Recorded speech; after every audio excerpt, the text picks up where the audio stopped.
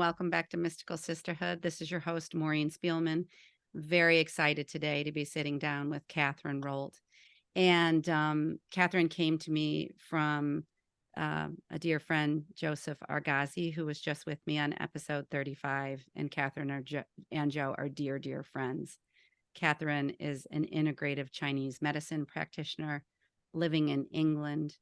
And she's written 2 books. I always remind people that the videos are available on YouTube, but I'll hold up the 2 books. We've got The Pain Paradox and this beautiful Unravel Dis-Ease Naturally, season by season. So we're going to talk about these books and Catherine's life and work today. I'm really thrilled to have you here, Catherine, as you know, as we were setting our intentions and you shared intentions with me as I did with you. But I just say welcome first and foremost. I'm so thrilled to have you here. Well, as you can tell by my smile, that's like a Cheshire cat. I'm really humbled and grateful. It's lovely to meet you. And whenever Joe introduces me to anybody, it's like, I don't know whether you have in America, but it's like winning the lottery. You kind of go, oh, you know. Absolutely. I know, it's such a treasure. I wanted to, have you on today, thinking about you showing or sharing your spirit and your work in the world. But I had a couple quotes to start with from The Pain Paradox. And it's really, one of my big guiding lights that I am willing to be open to and learn about more and more. And that is that mental, physical, and emotional health are intrinsically linked. And then a quote that you have is dis-ease, as I call it. And you say, after all, what is an illness but a lack of ease is a combination of physical, emotional, and spiritual elements and should not be considered as being caused by one element in isolation. And there's a lot just right there in those seemingly straightforward statements. But to me, it also says it all as our experience as humans walking this earth in these physical bodies. So I don't know, like just in me introducing those ideas, if it gives you a place you'd like to start or anything that comes to mind. I think it's a wonderful way to start. It's one of the subjects I feel really passionate about because I think that, so one of the next books that will come out, I hope next year, is going to be sort of, in a way, the causes of disease. But the thing that I constantly want to share, if I'm given half a chance, is that I think that the West has got into the illusions, which I think are very dangerous, that we can control life. And what we don't seem to understand generally is that we're sort of trying to control the human's need for experiences. If you think, and this is not my expression, it's the most wonderful expression, if you think that all experiences, not positive, not negative, all experiences for many, many, many people are believed to be the commodity of eternity. That's kind of one beautiful way of thinking about it. But my understanding is that if you believe that this is your only life, okay, and that it isn't a dress rehearsal, and if you begin to understand that each experience actually almost pops another layer of your potential. So the idea that we must get rid of problems, and the idea that Western medicine, which I have a lot of respect for, and I need to underline that, I wouldn't be alive today if it wasn't for the brilliance of Western medicine. However, in a sense, Western medicine has now become only symptom orientated, rather than actually trying to find out what is the body saying. So I'm one person out of many out in the world who translates what's going on. So whether it's a tumor, a sign, a symptom, a spider bite. I was bitten by spiders a couple of weeks ago, caused absolutely the most extraordinary reaction because of my underlying things that I was born with. So something is always going on in our lives, constantly, and we're always needing to find the balance. And sometimes we need to find balance in chaos. And sometimes we need to find balance in everything is going so well that we're bored out of our minds. We don't want to admit it because on the one hand, we feel really grateful, but we're no longer being stretched. Yeah. You know, the amount of people that come to me and go, please help me negotiate my retirement. I know I'm going to be bored. I don't want to be rude to my wife, but I don't want to go home to her every day. Yeah. Or equally, the wife goes, I absolutely adore my grandchildren, my children, my husband, but I don't want to retire. You know, so dis-ease, what I love about breaking that up is all of us have spinning plates all the time. Relationships, finances, our jobs, our relationship, whatever it is. And we just get one spinning plate sorted and then another. Kind of, then we get these two sorted, and then suddenly, I don't know, tax bill comes that we weren't expecting. Or so the real art of health, real health, as far as I'm concerned, is not the absence of symptoms. It's actually finding the balance within the realities of your life. And most of us have junk from previous generations. And I'm saying junk, I'm not saying it's a bad thing. Yeah. You know, we have old habitual habits. We've been told that something is bad, something is good. And maybe in our generation, that's no longer so. Yeah. So what I love is the idea that every single sense of dis-ease is just waiting to pop more potential. Yeah.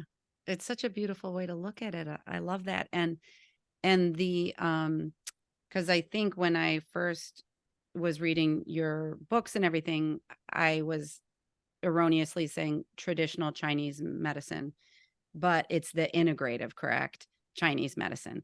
And so that reminds, when you're talking about, and this is one thing that I shared with you that I love about your books, is you will go into the teaching, and we can talk about those too in a bit, but you'll have just a story of someone who came to you. And you're making me think about, in the United States, I always went to a Western doctor for my whole life. And then I started looking into, I think, integrative or functional medicine doctors. And functional medicine, I'm thinking of it for the first time as I sit with you. It's a beautiful thing because, in my experience, the functional medicine I went to, it was the underlying physical.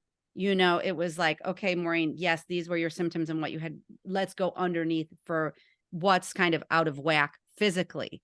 But this whole integrative approach is, you came across to me in your book that when this man comes to you and he's describing his depletion, and you're reading, I can tell from the descriptions you've become so astute at, I don't know if it's reading energy or looking at the physical and seeing, maybe the color, how clear the eyes are, or skin tone, or sweatiness, or whatever it is in the individual seeking your help. But that this is the truly integrated approach. Integrated really is when we're considering all the facets, even including, like you're saying, what came before, the generations that came down in our family lines.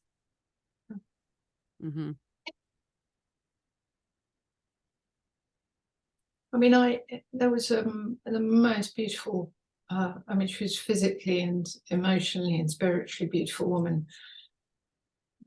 40 years came to me. 40 years ago, she came to me, and her entire life just happened to be, and this is a word that I don't like and I don't really use, but it was sort of perfect. You know, except for one thing. She was beginning to identify that her younger daughter wasn't flourishing. Mm-hmm. And she asked me to, I happened to be flying very close to, the local city. And she said, have you got a spare half day? And I said, yes. And I used to see a lot of people all over the world. So I went and visited her, and I sort of scanned the whole situation, and there was absolutely, potentially nothing wrong on any level, Mm-hmm. except there was an enormous pylon close. And the frequency with which this little tiny person, the frequency with which she operated in the world, Mm-hmm. was such a mismatch. She did not have the capacity to cope. Mm-hmm. And it was that simple. Yeah. But what my belief system is, which is sometimes I'm aware that it's very, I don't deliberately, I'm not controversial, but it's quite shaky making when people are used to signs and symptoms only being from a physical perspective, and they want to fix it and change it, and they don't want the big shifts Mm-hmm. that are integratedly being asked. Yeah. Mm-hmm. And inevitably the recommendation had to be, you all have to move, Mm-hmm. or you take this pylon down, which is not what's going to happen. Yeah. But Wow. what that meant was coming to terms with what on earth was this practitioner actually talking about. She was talking about frequency, she was talking about a mismatch, she was talking about a pylon. All the other neighbors had pylon, the same pylon. Why only their door? It was like dropping a sort of bomb in the middle of their consciousness. But Right. they'd asked my advice, and I was integrally honor bound to give it to them. Yeah. And there can be so many causes, and you literally can have 6 people drinking the same tap water, mm-hmm. and 5 are okay, but 1 isn't. Right. And it Yeah. still will be that tap water. Wow. Yeah. Yeah. So that's, I believe I love about this podcast is just bringing these ideas to the forefront and waking people up to just this emotional and the multidimensional person, however you call it, as the one we are here to be with and to learn more about and to get really comfortable having the conversations too. Yeah. Yeah. And I think also what I love about how I've been trained is there's so much more hope. So much more. I mean, I was involved in something that you kind of know about, and I had no idea what people's belief systems were when I was kind of on a Zoom and from a different country. And I was told a prognosis and a diagnosis, and I asked what it was, and I was told that it was fairly grim, really. And I couldn't help myself. My immediate response in a very relaxed way was, oh, so they've been talking to, all your clinicians have been talking to God, have they? Yeah. And everyone in the room laughed, and they went, no, they haven't actually. And I went, well, then there's room for negotiation. Absolutely. Yeah. Because, when your time is up, your time is up. And, I'm actually trained to take pulses, and I can feel when death is actually coming. Yeah. I know when we can outwit it, and I can. And Western medicine often doesn't have that capacity to know whether death is coming or not. Yeah. And it doesn't even know why it's coming. So I'm not saying that the medicine I was trained in is better. What is so extraordinary. There are millions of people out there who are so highly trained and sophisticated without the use of machines that they literally can go, hold on a minute. Doesn't matter what medicine you take. If you've got this block, it ain't going to work. It's utterly amazing. I think that when I think about you too, and we got to talk for a while, a few weeks back, but even I think that you say in the books and shared that part of the reason your own experience of pain, being born into the world, in need of surgeries and the Western, way, it informed how you dealt with your pain, how people responded to it. And can you talk a little bit about that? And how did that lead you to even studying what you have become an expert around? I think till the day I die, I don't think I'll ever be an expert on it, but I thank you. I mean, I thought you might say that. No, I just, when my mother was dying, we did this awful, because she had wonderful humor and very black humor. And having been around so many surgical teams, I've learned this really dreadful black humor. And she had executors, and apparently expert executors. And after she died, I knew she'd be laughing, because I kept going, oh, so we've got an expert executor. Like this. just that word always brings a sort of my gosh tickle. So what was your question? It was back to your road in yes. and Okay, understanding. Yeah.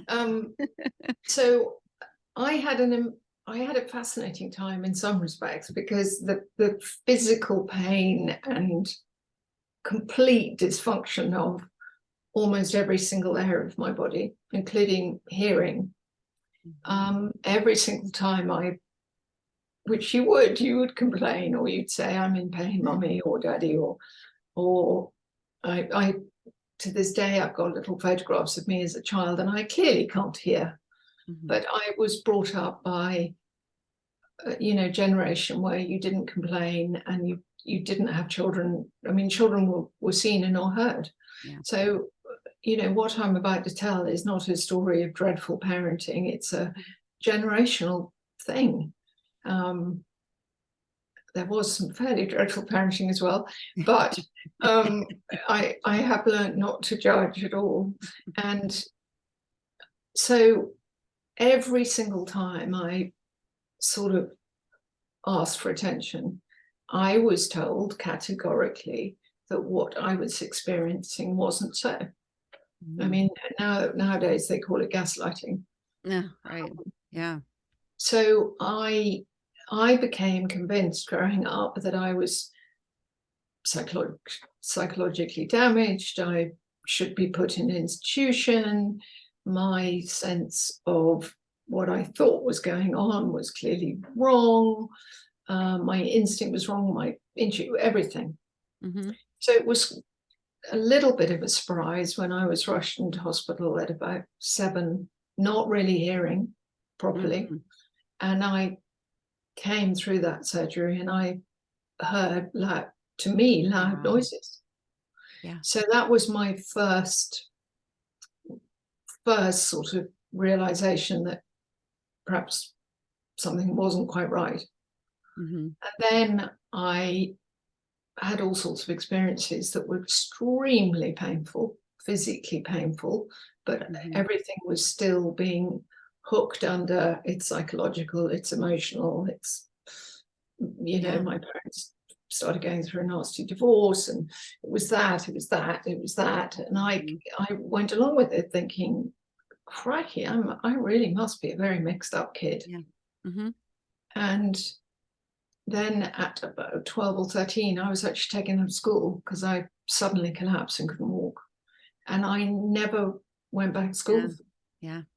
So, and then the physicality of what was really happening became really clear. And and it's needed so far a lot of surgery, because I don't have my physical matrix is not like other people's. It's I've got a fairly rare disease, but typical of me, I have to have a fairly rarer one than the normal rarer one. Humor is definitely my superpower. So I think my life became so different at such an early age that I kept being thrown in what I call the deep end. And you either drown or you become extraordinarily privileged, because I mean, I'll just end with this, because I still to this day find it funny. I don't know whether anyone listening to this, but you'll know what I'm talking about. You know, you might go to a self-help weekend or a express yourself audio. Anyway, very often wonderful people taking them will talk about kind of, and now we're going to get out of your comfort zone. We're going to do something that's going to stretch you, make you feel slightly uncomfortable. And I always, the first few times it happened, this was 30 years ago, I used to think, what do you mean? I don't even know the guys. Can you please stretch me by giving one? So, but the truth is, if every single hour of every single day, and often nights, is challenging, you know, on multiple levels, medically, and then emotionally, and then definitely psychologically, and then of course spiritually, you do end up being a lottery winner, because my goodness, you find peace. Wow. Yeah. And in your journey of kind of taking being with yourself, knowing what was coming up for you, for kind of being your thoughts and feelings as a younger woman, younger teen woman, coming to that healing on your own. And, you know, did you begin to get into integrative Chinese medicine, and at the same time we're doing your own healing as you went along? Because I see you too, like in the vignettes and the stories and the just so highly perceptive. And I have so many questions, because also so like early childhood, not hearing, and then having, you said superpower of humor, but superpower of perception as well. Very striking to me. We won't call you an expert there. So, Maureen, I had a very unusual father. I mean, really, probably now more than at any single point, I'm staggered every single day at how exceptional he was. So some of the experts think that maybe he was also born, that I might have had both parents with this particular genetic disorder. And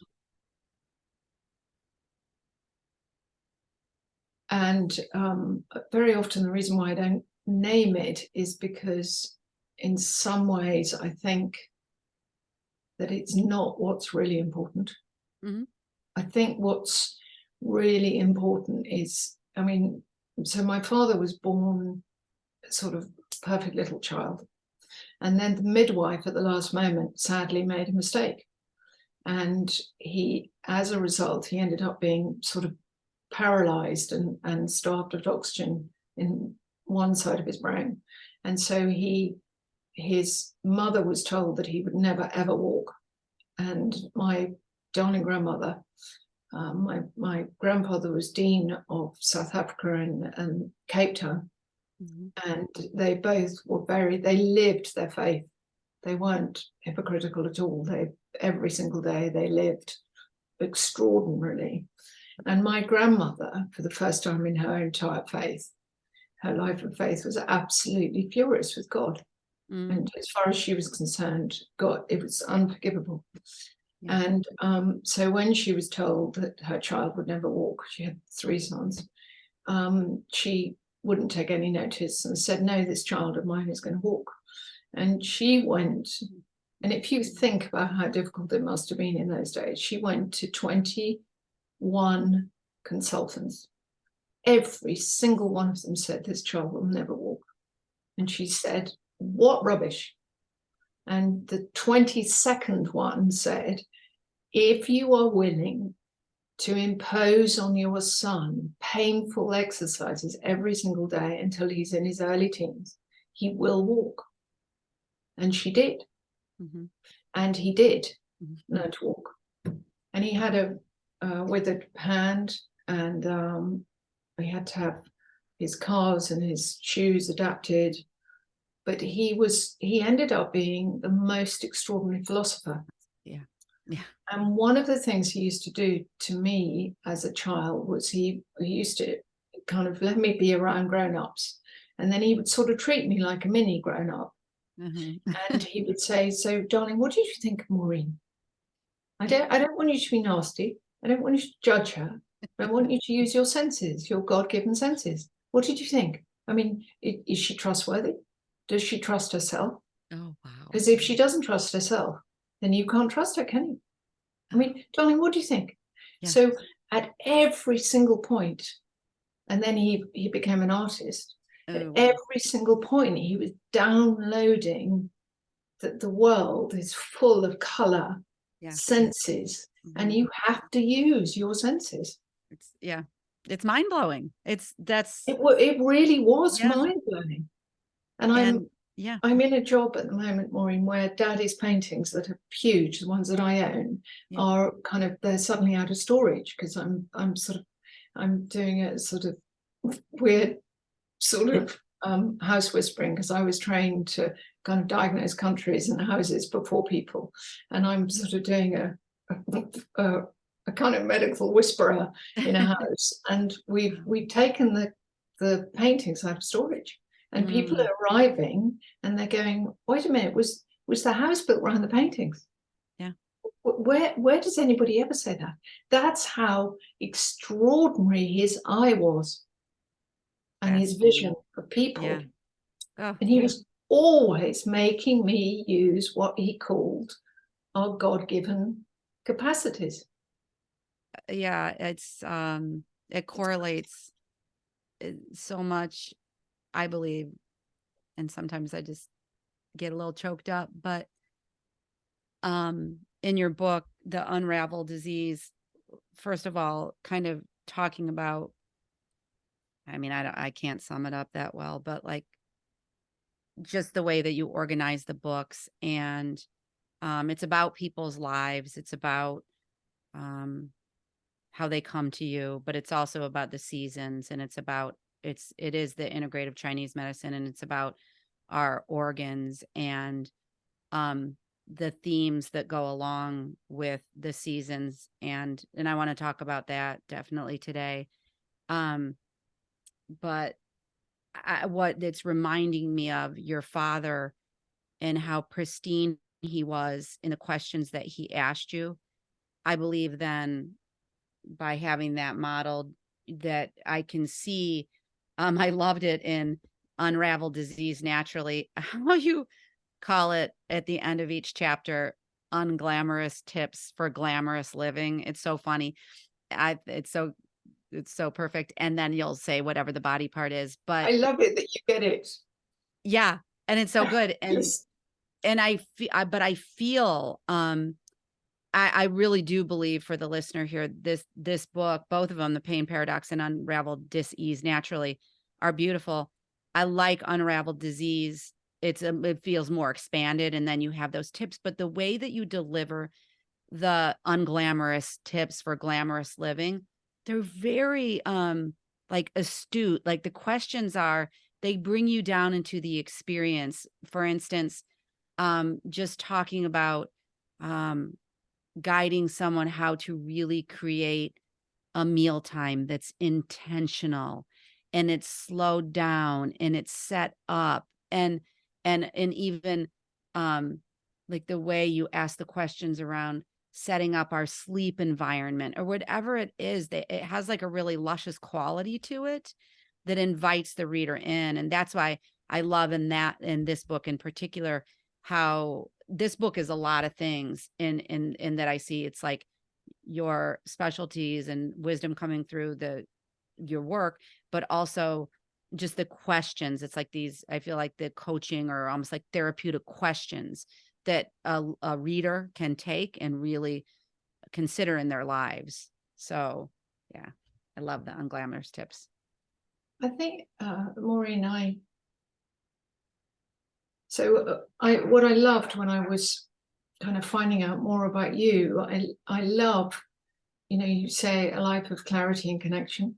And I'll tie this up with what you've just said. And, you can go from feeling frustrated, stuck, and depleted into instead fulfilled, grounded, and in ease with the flow.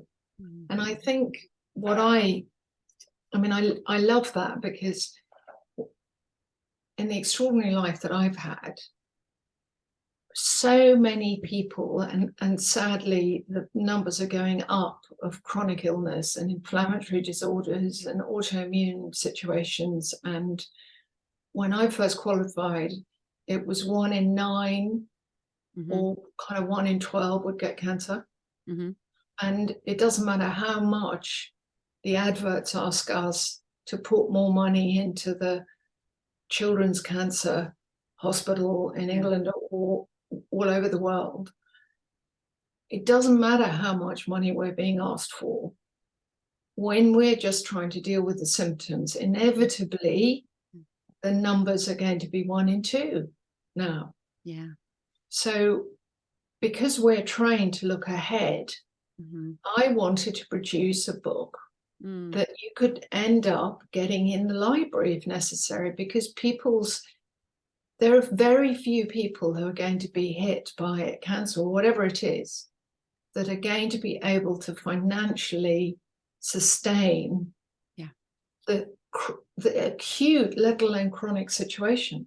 So I wanted a book that every season you could go, how can I get a little bit more quality out of my life?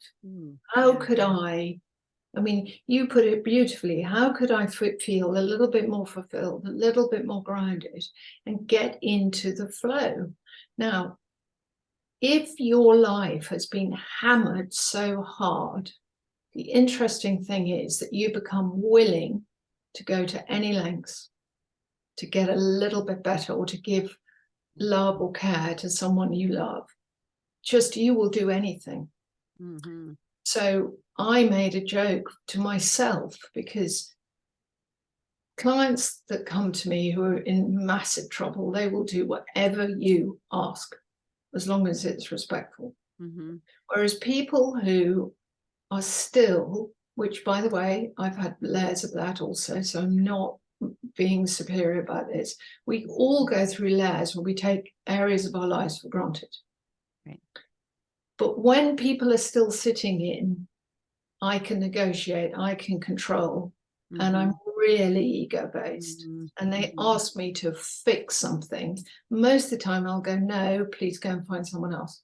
No, I won't stop you from smoking. No, I won't. No, no, no. Because I know immediately. Because that whole thing about most of the things that we can do for ourselves are not glamorous, but they will make us feel more glamorous. Absolutely. Actually. And a man, whatever the equivalent is, glamorous. It's the tedious, boring, mundane stuff. I've still got great teeth because I've cleaned my teeth twice a day, day in, day out. Yeah. Well, and I remember when I was reading the first chapter, and I want to talk about, so to give the audience a taste of Autumn, but the book brings you into the experience and of a grounding quality. Well, it did for me. And I remember after I was reading the first chapter on Autumn, I went up that evening. This was when a month ago, when I first got the books. The way, this is going to sound funny maybe to the listener, but the way that I washed my face that night was different. It was with more love, with more intention, and it felt so good. And that's just just a tiny example. And the thing about a lot of it too, because when we talk about the road some people travel with these diagnoses, they're very expensive roads, and not everybody can access. But what you talk about in this book is really quite simple and there for us. It doesn't require a lot of purchasing or buying from the outside. It's the wisdom, rituals, how we can treat our lives with like a real sacred quality. Mhm. Maureen, I mean, this is not a world that you and I live in, but I'm always fascinated that my life takes me into all these different areas, and the marketing world literally wanted me to just give a tiny bit so that I could make money. Yeah. Mm-hmm. But either you live a life of abundance from deep within yourself, or you don't. Mm-hmm. And real abundance has integrity. Mm-hmm.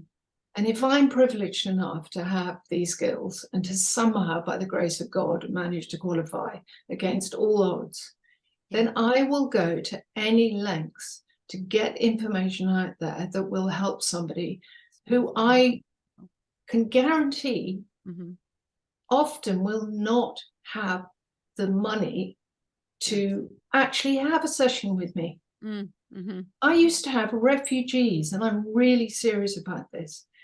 I can charge a lot of money, but I deliberately organize my clinics so that when the first, I didn't know it was going to be a refugee, literally a refugee who had managed to get 50 children out of a war zone place in the world. Doesn't matter about the details. They've gone over the snow covered, whatever. It's their feet were all badly damaged, but she saved 50 children. And she somehow heard about my clinic. And she said, I want you to treat me. I have absolutely no money. What can I do in exchange? Now, in saying that, she was absolutely holding her dignity, and I couldn't possibly insult her by saying that, no. Mm-hmm. I said, can you bake cakes? I love baking cakes. I said, great. And would you be insulted if I asked you to help me at the end of my clinics twice a day? Would that be all right? Yeah. And she said, I'd love it. I'd love it. I'd love it. I just want to be around. I would just, you know. And this woman was so high powered in her world. Yeah. She went from being high powered, highly respected, to suddenly a refugee with nothing. Yeah. And she came to me years later and she said, Catherine, the way that you held me, treated me with dignity, absolutely restored me. Totally. Absolutely. Now, that's what we have the means. You know, and I don't mean to get religious, but we're all the hands and feet of something so glorious. Yeah. And opportunities come if we allow them to. And it's not about money. If it's about money, then I so appreciate the conversation, and that too, in that exchange, how beautiful. She wanted to exchange with you. And I love in the books how you talk about, Catherine, like our internal bank accounts. Yeah. And that reminds me of like an energetic exchange between two people. We're having one today. And I know my bank account is full, and that's not measurable by money. No, it isn't. Yeah. So, I mean, we've, you know, when you break up disease, there are so many things out in the world at the moment. Forget human beings at disease. There are functions out there. There are systems out there that are sick.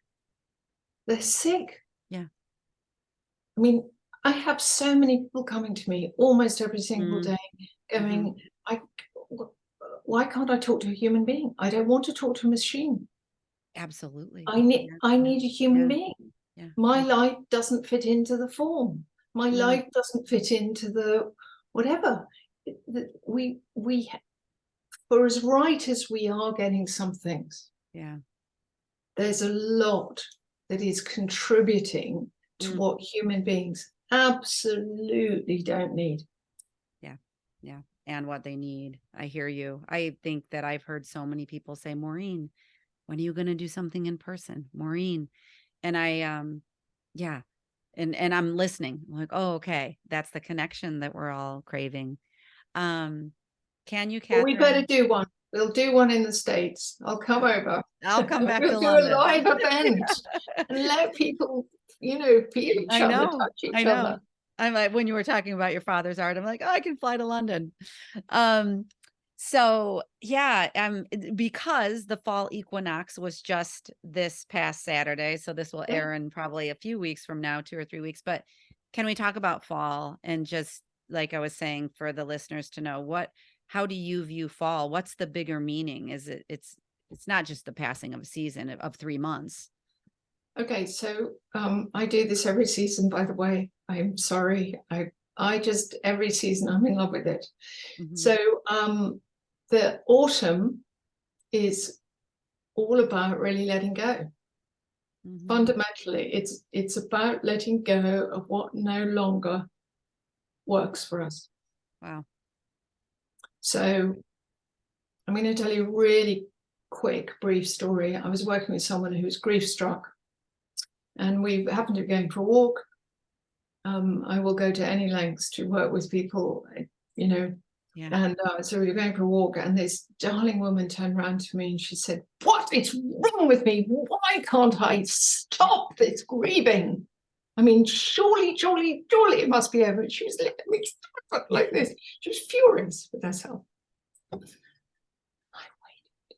waited. And I said, and we happened to be in the autumn. And I said, could you, no, sorry, we were in the summer.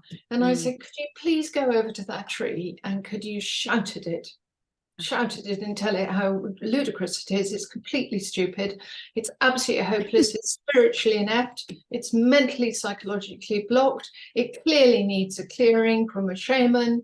It probably needs to have a spliff, goodness knows, but it's absolutely off track. Can you tell it? And please do it at the top of your voice. She said, what? No, start screaming at that tree, because the leaves are not falling off. She looked at me for a split second and she started roaring laugh. She said, "Oh, wow. Oh, I get it. I have to go through the seasons. Wow. And right now, I am grieving the biggest love of my life. Yeah. Yeah. How can I let go of control?" So the autumn season. So the body, just really briefly, the body cleverly has all the seasons going on all the time within us, but our body is responding all the time according to where we live. It's constantly actually interacting with the seasons outside of us. And so the autumn time is about your large intestine predominantly and your lungs. So it's like a kind of sister act. Whoopi Goldberg would be thrilled about this. It's kind of, you bring in quality of life, not just oxygen, and then you let go. And huge amounts of people in our Western hemisphere have issues around their bowel movements. And when we go right across America, as I do some of the time, and here, what's interesting about our pharmacists and our chemists is there's more and more and more floor space being taken up by remedies for our digestion, our gas reflux, but essentially our bowel movements. Yeah. Instead of going, hold on a second, I need to get back to nature, and I need to be able to bring in and let go. Bring in, let go. And if I'm not having regular bowel movements, So please, guys and women, if you don't, I don't want you to panic, but I do want you to begin to make it a priority. Yeah. Because if you're not having regular bowel movements, then you probably are on the wrong diet.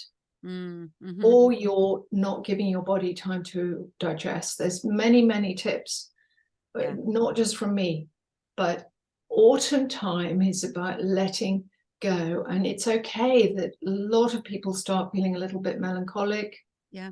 a little bit sad, kind of remembering sort of things that hadn't quite gone well. Absolutely. Yeah. It's a beautiful time when you begin to handle the process of grieving continually. Yes. Yes. All of life actually is about grieving. Mm-hmm. Yeah. Thank you for that.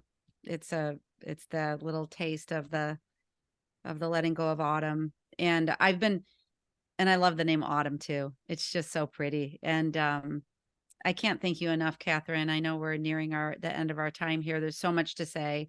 I think you told me when we did the pre-interview that it's a journey of love for you in this lifetime. And I think that I think I read a quote around intimacy and what the meaning of it is.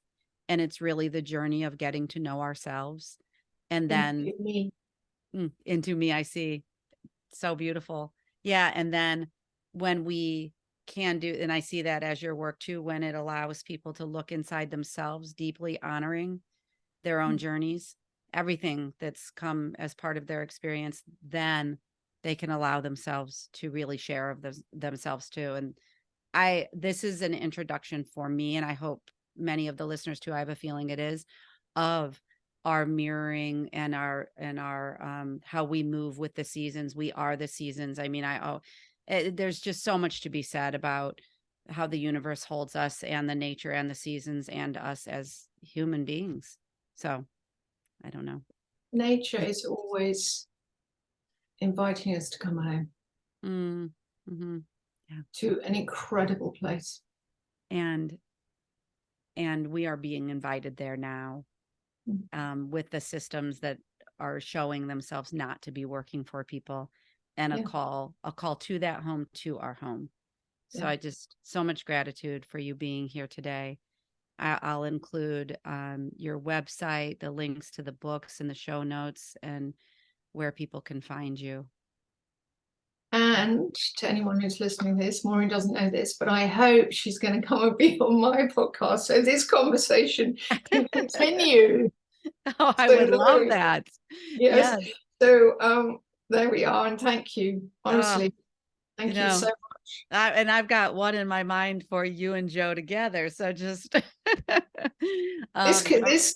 best conversations just continue. So I know. And I really think that I haven't had an episode around grief just solely. And I think it could be just a really good one too for everyone. Like you're really saying. Badly needed. Yeah, really. So many thanks. I will be talking to you soon. And thank you to the listeners as always. And we'll see you next time. Thank you, Catherine. Thank you, Maureen. Yeah. Thanks for listening to this episode of Mystical Sisterhood.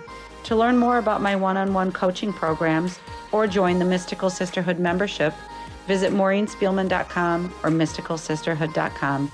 Thanks so much. I'll see you in the next episode.